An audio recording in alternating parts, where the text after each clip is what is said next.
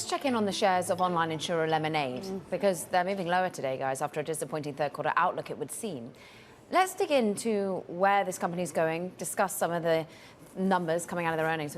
From Tel Aviv is Daniel Schreiber. He's Lemonade CEO, co-founder.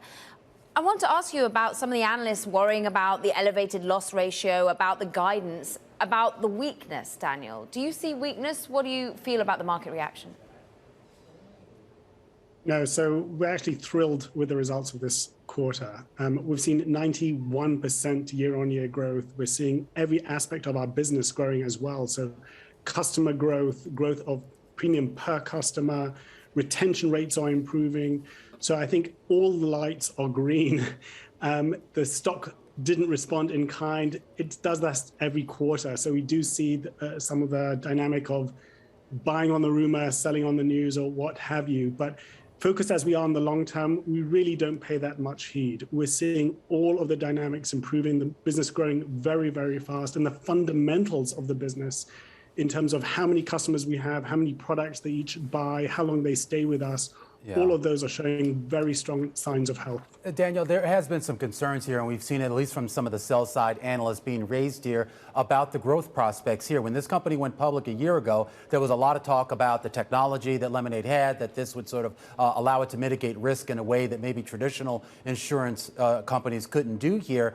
And yet the growth, at least by Wall Street standards, hasn't necessarily matched up with those expectations. And I'm wondering when it will.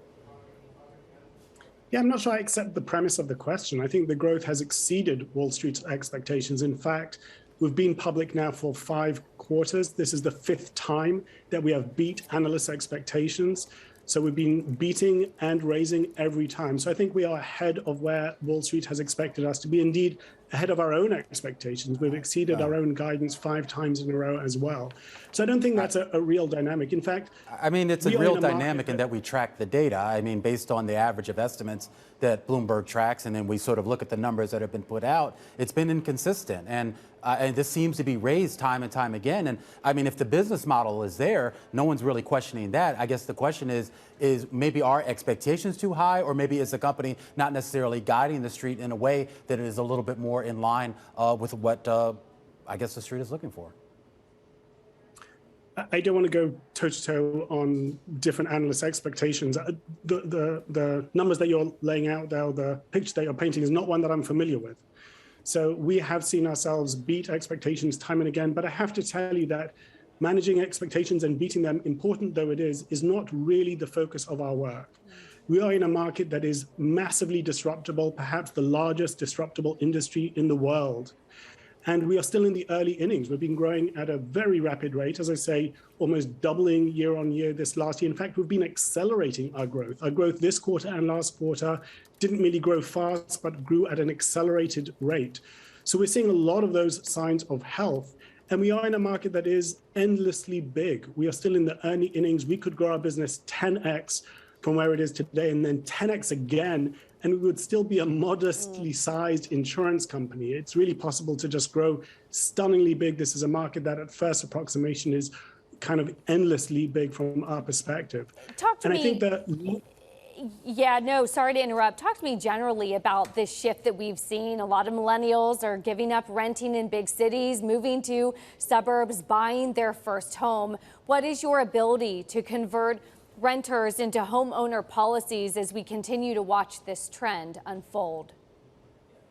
That's been one of the most powerful dynamics in our business really since we launched 4.5 years ago or so, which is that we seem to be able to attract grossly disproportionate numbers of first-time buyers of insurance. In fact, about 90% of our policies are sold to people who have never bought insurance before. So while the rest of the industry is in the I switched and I saved value proposition, we're really not playing that game. We're playing an entirely different sport, which is we are getting first-time buyers of insurance in a way that probably outpaces all of the incumbents.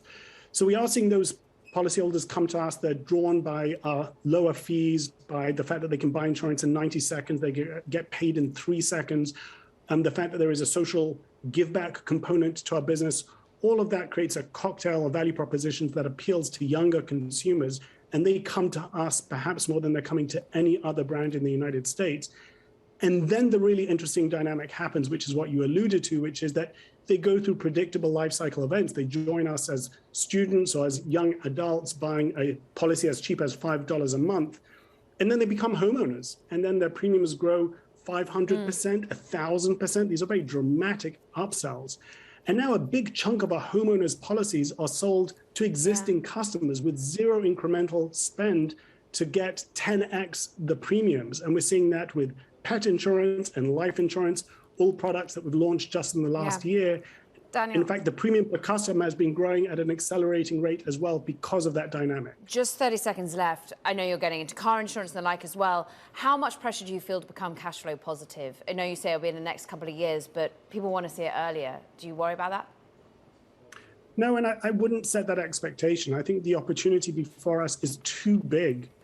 And this is a once in an eon transformation of an industry that really hasn't changed since before the Industrial Revolution. And it's managed to have incumbents survive all of the revolutions since. So this is the time for investing, growing. Daniel, we're going to have to leave it there. products. We're actually up against a hard commercial break. Really appreciate you taking the time. That's Daniel Schreiber, Lemonade CEO and co-founder. This is Bloomberg.